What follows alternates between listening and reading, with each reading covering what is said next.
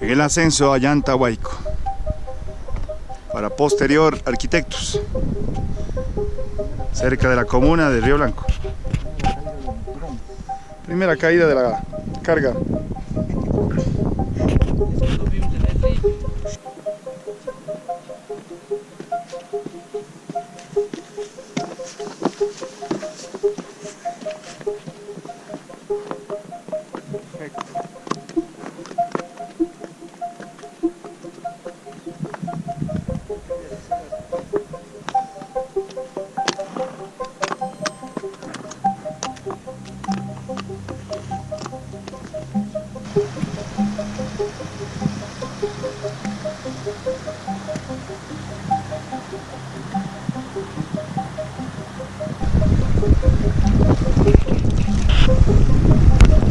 ¿Qué tal está todo, Ramiro?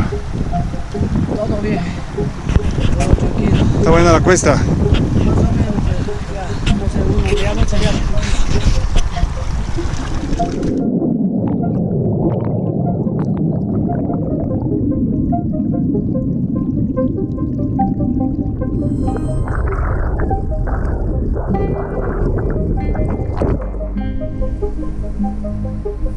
A ver cómo nos va en el ascenso a acá en la parte superior. Uf, es buena la cuesta.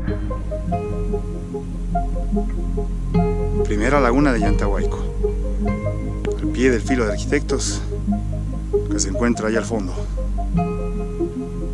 Lagunas completamente oligotróficas que se encuentran a 4100 metros sobre el nivel del mar.